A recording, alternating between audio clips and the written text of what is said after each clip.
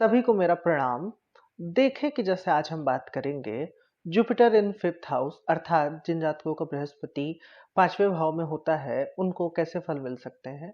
देखें कि बृहस्पति के अगर कारकत्व के हिसाब से बात की जाए तो ये एक बहुत ही शुभ स्थिति है। जैसे बृहस्पति कारक होता है ज्ञान का, बृहस्पति भाग्य का कारक होता है, स्थिरता का कारक होता है, धन वैभव का कारक होता है, संतान का कारक होता है।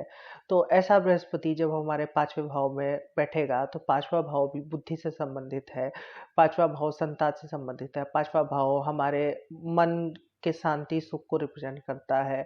पांचवा भाव से व्यक्ति ये देखा जाता है कि कितना आनंदित रहेगा, ये भी पांचवें भाव से देखा जाता है। तो ऐसे भाव में जब बृहस्पति बैठेगा तो क्या फल हो सकते हैं। देखें कि सबसे पहले तो ये एक शुभ स्थिति में इसको इंगित किया जाता है। और बृहस्पति यदि पांचवें भाव में बैठता है तो ऐसा व्यक्ति बहुत ही विद्वान होता है।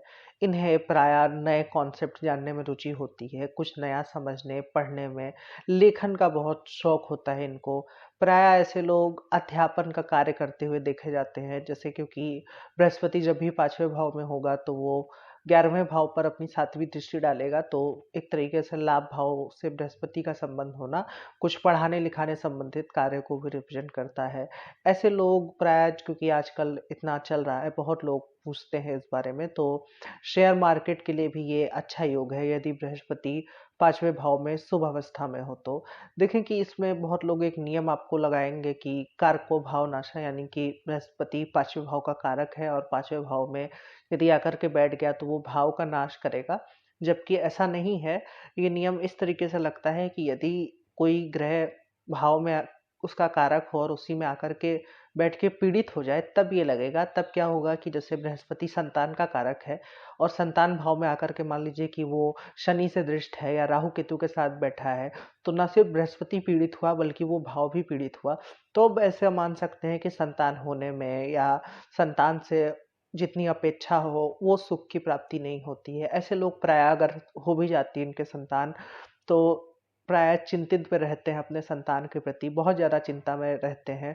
दूसरी चीज़ की बृहस्पति का अगर यहाँ पे कुछ एक नेगेटिव ट्रेड्स की बात की जाए तो ऐसा जातक प्रायः अपने बुद्धि का कई बार ज़्यादा बखान करते हुए देखा जाता है। मतलब अगर बृहस्पति यहाँ पे थोड़ा सा भी नेगेटिव इन्फ्लुएंस दे रहा है या फिर उस पे जैसे लग्न पे सूर्य का प्रभाव है, मंगल का प्रभाव है, तो जातक में थोड़ा-सा अहम बढ़ जाता है। या फिर मान लीजिए कि दूसरे भाव में राहु हो, तो जातक ऐसी चीज़ों को बताएगा जो बहुत ही उसके पास है तो क्षीण मात्रा में, लेकिन वो उसका बखान बढ़ा-चढ़ा के करेगा। तो यदि ये आदत है तो इससे आपको बचना चाहिए। दूसरी चीज़ ये है कि बृहस्पति की एक दृष्टि 5वें भाव पे मतलब वो 9वें भाव पर भी आएगी। तो नवम भाव पर बृहस्पति की दृष्टि होना, लग्न पर बृहस्पति की दृष्टि होना, नवम दृष्टि लग्न पे आएगी। ये दिखाता है कि जातक एक मतलब अच्छी फैमिली से बिलॉन्ग करता है, उसके परिवार के लोग मर्यादित कुल से वो बिलॉन्ग करता है। एक तो इसका फलित ये होगा। दूसरा ये होगा कि जातक को बैकग्राउंड में काफ़ी सपोर्ट है अपने परिवार से।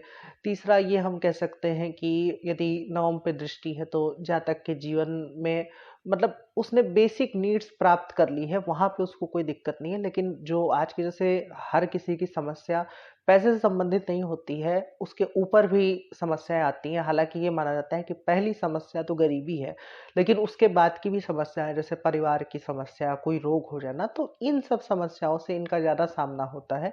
तो ये भी चीज़ें हैं इनके जीवन में, क्योंकि बृहस्पति स्थिरता का कारक है, तो वो स्थिरता बनी रहती है। बदलाव थोड़ा-सा ना तो कई बार इन लोग को पसंद आता है, ना ही इनके जीवन में होता है। लेकिन कुछ लोग चाहते हैं कि बदलाव हो, तो बृहस्पति उस बदलाव को रोकने का कार्य करता है। दूसरी चीज़ कि जब भी बृहस्पति यहाँ होता है, तो पहली बात तो स्वभाव में जैसे कि जो दया का भाव होता है, वो होता है। विनम्र तो मैं क नहीं कह सकता, वो शनि से आता है, लेकिन हाँ, जैसे कि दया का भाव होना, व्यक्ति मन से नैतिक होता है, दूसरों के प्रति या छोटे लोग हैं जो भी उनको दिखते हैं उनके प्रति आदर का व्यवहार रखता है, मदद का भाव रखता है। इन्हें बस चाहिए कि आप को रिस्पेक्ट मिले, इन्हें आप इनकी थोड़ी-सी रिस्पेक्ट कीजिए। बाकी अगर जहाँ भी इनको थोड़ा-सा सम्मान प्राप्त हुआ तो ये अपना सब कुछ देने वाले होते हैं पंचम बृहस्पति वाले। बस इन्हें चाहिए कि इनकी रिस्पेक्ट हो, अगर इनकी बात डायरेक्टली काटी जाए तो इन्हें अच्छा नहीं लगता है। तो इसका भी ध्यान रखिए कि जैसे ये सही बात है कि बृहस्पति 9 में से 8 बार बृहस्पति वाले लोग की राय सही होती है। लेकिन कुछ भी आदर्श नहीं होता है जीवन में, तो कई बार आप भी गलत हो सकते हैं। तो वहाँ पर यदि आपको कोई सलाह दे रहा है या कुछ बता रहा है तो उसको ध्यान से सुनिए। दूसरी चीज़ ये है कि ऐसे लोग जैसे कुछ, क्योंकि बृहस्पति मैं कह लूँ कि पैसे से संबंधित भी कारक होता है, बैंकिंग का भी कारक होता है, तो कुछ जैसे मार्केट संबंधित टीचिंग करना उसमें भी आता है, बैंक में कुछ काम धंधा करना वो भी यहाँ पर आता है। तो इसको भी हम बृहस्पति से जोड़ के देखते हैं। दूसरा ये हो गया कि जैसे बृहस्पति जिनका भी 5वें भाव में है वो लोग मैं कैसे कहूँ उस चीज़ को कि कई बार स्वयं को कंपेयर करने लगते हैं, मतलब जैसे शुक्र वाले लोगों से कंपेयर करते हैं, जो जैसे मान लीजिए आपको लोग खुश दिख रहे हैं तो उनसे आप तुलना मत कीजिए, या लोग जो आपसे कहते हैं कि खाते हैं पीते हैं मस्त रहते हैं, आप नाहक को चिंता करते हैं, तो देखिए कि चिंता उसी व्यक्ति को होगी जो जिसके पास चिंता करने का दिमाग होगा। तो एक दर्शन में प्रसिद्ध वाक्य है कि संतुष्ट सूअर होने से बेहतर है कि असंतुष्ट मनुष्य होना। तो इस बात का ध्यान रखिए कि आप कभी भी जब भी अनसैटिस्फाइड महसूस करें या आप किसी उलझन में हैं तो ठीक है, इसमें कोई बहुत दिक्कत की बात नहीं है। आप दूसरे के जीवन से अपना जीवन कंपेयर ना करें। वो उस नाली में खुश है तो उसको खुश रहने दें। आप लोगों की समस्याओं में उलझे हैं तो उसमें कोई बात नहीं है। तो इस पॉइंट का मतलब मैंने बता दिया। कई बृहस्पति वाले इस बात से परेशान रहते हैं, मतलब कई लोग तो अपना नज़रिया ही मेरे सामने बोलते हैं कि चेंज कर दे क्या, या हम क्यों समाज के प्रति इतना ध्यान रखते हैं। ये लोग जैसे कि प्रायः समाज के प्रति ध्यान देने वाले लोग होते हैं, कहीं किसी के साथ कुछ गलत ना हो रहा हो, इन सब चीज़ों का इनके अंदर नैतिकता का भाव बहुत ज़्यादा होता है। लोगों को ये कई बार बहुत ज़्यादा सलाह भी देते हैं। एक अच्छे सलाहकार होने का योग है, जैसे बहुत लोग, कोई आईटी कंपनी में कंसल्टेशन का काम करता है, कोई कहीं पर काम करता है, पूजा पाठ, कोई पंडित होना, इस तरीके का काम हो गया। लेकिन कई बार जब ये मुसीबत तब आती है जब आप बेवजह किसी को सलाह देने लगे, बिना मांगे लोगों के जीवन में हस्तक्षेप करने लगे, तो वहाँ पर थोड़ा-सा ध्यान रखिएगा। दूसरी चीज़ ये कि कई बार अपने ही घर में इनको वो सम्मान नहीं मिलता है, या कह लीजिए इसका दूसरा रूप, इसको इस तरीके से मत कहिए, इस तरीके से कहिए कि अपने घर के प्रति आप ज़िम्मेदारियाँ निर्वाह करने में थोड़ा-सा कमज़ोर होते हैं। मतलब कहने का मतलब है कि बाकी बाहर समाज में जो आपको सम्मान प्राप्त हो रहा है, इसलिए क्योंकि आपने उनके लिए किया है। लेकिन घर के तरफ आपकी ज़िम्मेदारियाँ थोड़ी-सी इसमें कम रह जाती हैं, या आप ध्यान नहीं देते हैं, तो ये भी एक कॉज़ है। दूसरा ये है कि मदद माँगने में संकोची होते हैं ऐसे लोग, प्रायः जल्दी से मदद नहीं माँग पाते हैं। और कोई इनसे मदद माँगे, जैसे कोई, इस बात का ध्यान रखिए कि कोई आपके सामने चिकनी-चुपड़ी बातें कर रहा है या फिर अपनी व्यथा बता रहा है कि मैं बहुत परेशान हूँ, मेरे साथ ये हो गया, वो हो गया, तो दिल खोल के उसकी मदद कर देने की आवश्यकता नहीं है। पहले जाँचे-परखें कि सिचुएशन वास्तव में सीरियस है कि नहीं है, फिर उसके बाद आप अपना जो आपका मदद करने का नज़रिया है उसको देखें। अच्छा, इसमें एक फैक्टर और है कि जैसे मैं इतने सारे फल तो बता रहा हूँ, ज़ाहिर-सी बात है कि थोड़े बहुत 2-4% मैच खाएँगे, बाकी हो सकता है कि मैच ना खाएँ। तो देखें कि कुछ बातों का ध्यान रखिए कि जैसे लग्न कौन-सा है, जैसे कुछ लग्न में बृहस्पति कारक होता है, कुछ लग्न में बृहस्पति अकारक होता है, और बृहस्पति की 2 राशियाँ होती हैं, मीन और धनु, तो वो कहाँ पर पड़ती हैं? जैसे बृहस्पति यदि त्रिकोण का स्वामी होकर के ही 5वें पे बैठ जाए, तो ये एक तरीके से अच्छा योग होगा। मतलब कि व्यक्ति के अंदर बहुत क्षमता पूरी रहती है, बस वो उसको कितना कंज्यूम कर पाए ये देखने वाली बात होती है। तो जब भी कभी आपका बृहस्पति कारक होके 5वें में बैठा है, यानी कि ईश्वर ने आपको बहुत ज़्यादा एबिलिटी दी है, लेकिन आप कितना चीज़ों को एक्शन में कन्वर्ट कर पाते हैं ये भी डिपेंड करता है। प्रायः ये लोग थोड़ा-सा आलसी किस्म के भी होते हैं। अगर शनि का इस पे प्रभाव आ जाए तब तो बहुत स्लो डाउन आ जाता है। तो ये ध्यान रखिए कि जो विज़न आपने बनाया है उसके प्रति, मालूम है मुझे कि कई लोग ये भी विचार रखते हैं कि नियम का क्या ज़रूरी है, या इन चीज़ों के लिए कोई आवश्यकता नहीं है। जो चीज़ें चल रही हैं वो चल रही हैं, लेकिन फिर भी नियमों को सोच के ही बनाया गया है। और यदि कई बार ऐसा भी हो सकता है कि आप जिन लोगों को सलाह दें, वो सलाह उनके लिए बहुत कारगर हुई हो, लेकिन स्वयं में आपने उस सलाह का पालन नहीं किया हो, तो उससे आपको वो लाभ नहीं मिलेगा। तो अपने विज़न जो भी आप बनाते हैं, उसको फ़ॉलो ज़रूर करें। कम विज़न बनाएँ, कम आइडिया रखें, कम सोचें कि ये कर लेना चाहिए, ये कर लेना चाहिए, इससे ये भला होगा, इससे ये भला होगा। भले आप 100 चीज़ें ना सोचें, 5-6 चीज़ें सोचें, लेकिन 5-6 चीज़ें जो भी आपने सोची हैं, उसको आप एक्शन में कन्वर्ट कीजिए। तो यहाँ का बृहस्पति आपको बहुत अच्छा फल देने वाला होता है। तो कुल मिला के ये बृहस्पति का सार था। और एक बात जो मैंने बताई कि अ, क्या कहते हैं संतान वाले विषय में कि बृहस्पति जब यहाँ पर पीड़ित हो जाए तो संतान संबंधित दिक्कत आती है, अन्यथा नहीं।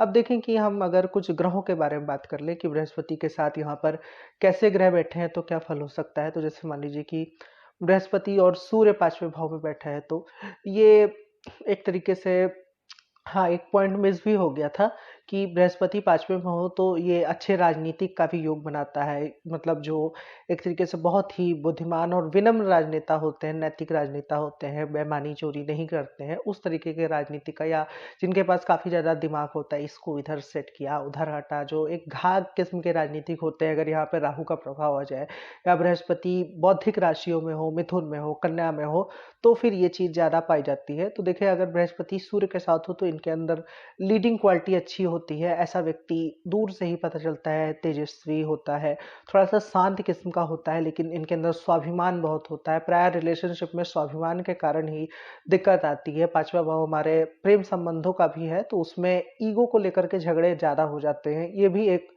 पंचम बृहस्पति का फल है।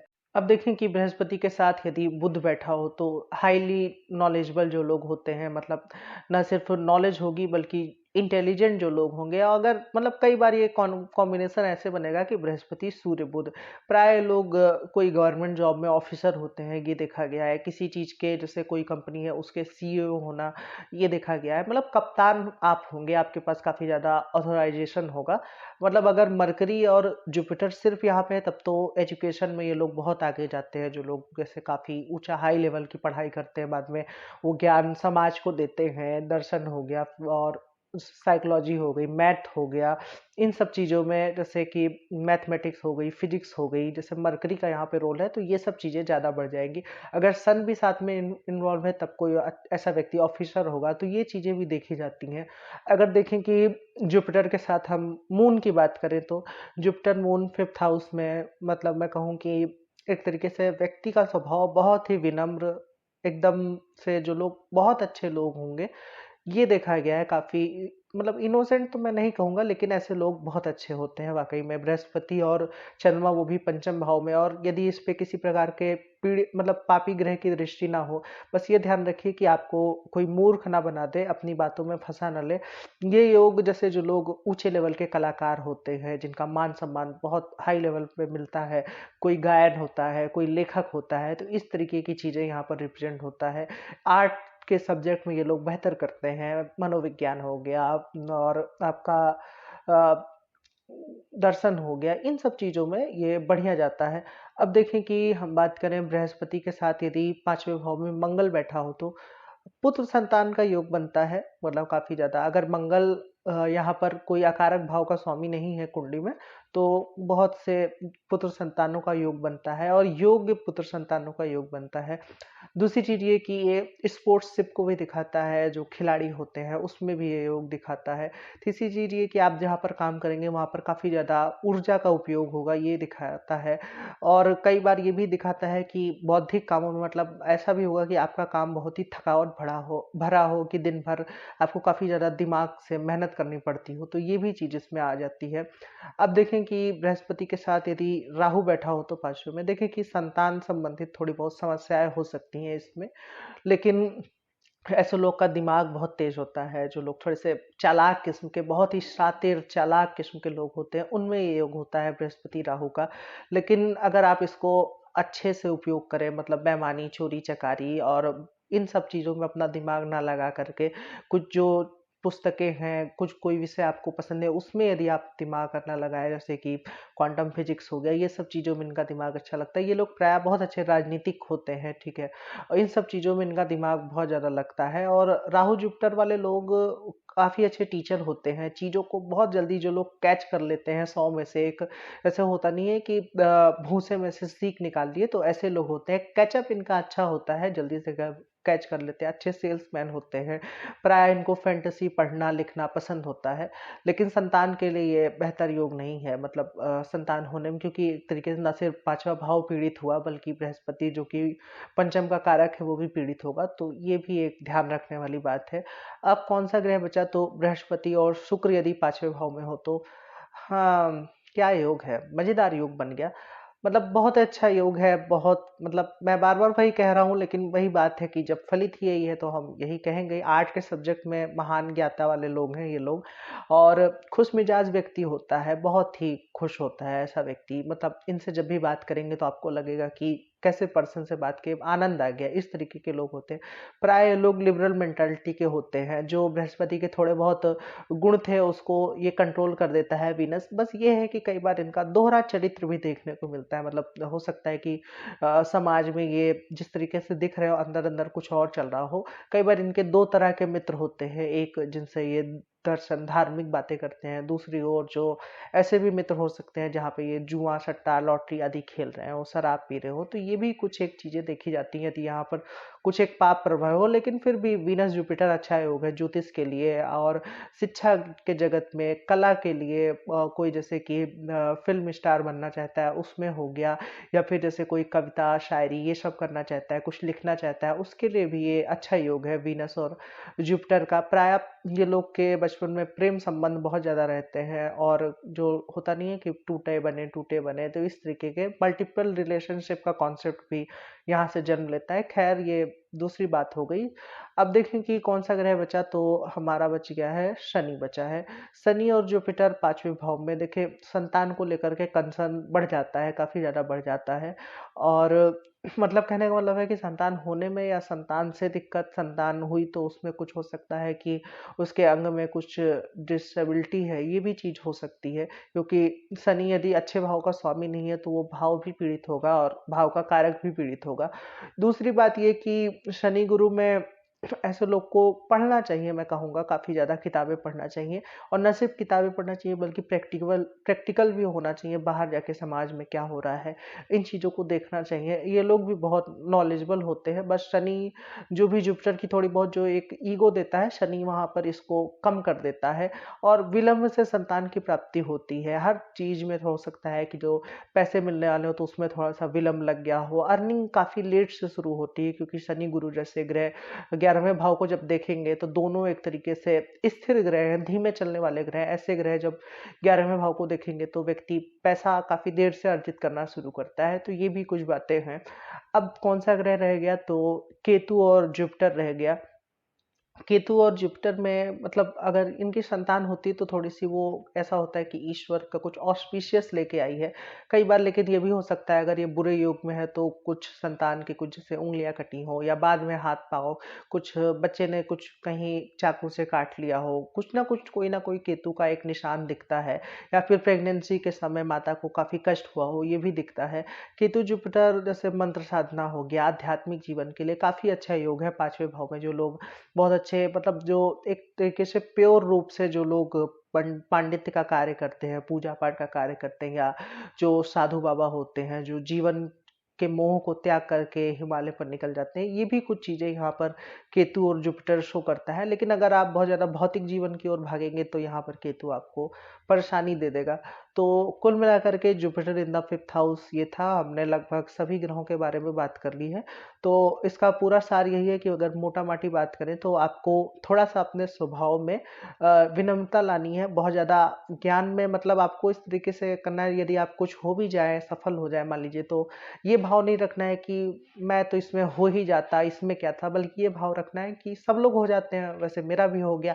बहुत ज़्यादा खुद को दिखाना नहीं है जितना आप है नहीं, ठीक है। तो ये इस बात का ध्यान रखिए कि बाद में ये आपके लिए परेशानी बन जाएगा, बल्कि कम दिखाइए, वो फायदेमंद है। दूसरी चीज ये है कि कोई भी आपको कुछ भी बता रहा है और आपका सिर्फ सम्मान कर रहा है और इस वजह से आप उसको पैसे दे रहे हैं, ये अच्छी बात नहीं है। आप समझिए यदि व्यक्ति को वास्तव में जरूरत है तभी आप अपने कोई कुछ भी किसी भी प्रकार का कार्य, उस मदद का जो कार्य है वो करें, अन्यथा आप रहने दें, अवॉइड करें। अपने दिमाग से थिंक करके देखें, कोई आपको बहुत बढ़ा चढ़ा करके फुसला रहा है तो सावधान रहें, वो सिर्फ आपको अच्छा लगवाने के लिए ऐसा कह रहा है। तो इन छोटी छोटी चीजों का ध्यान रखें। और तीसरी चीज ये कि अपने जीवन को दूसरों से कंपेयर ना करें।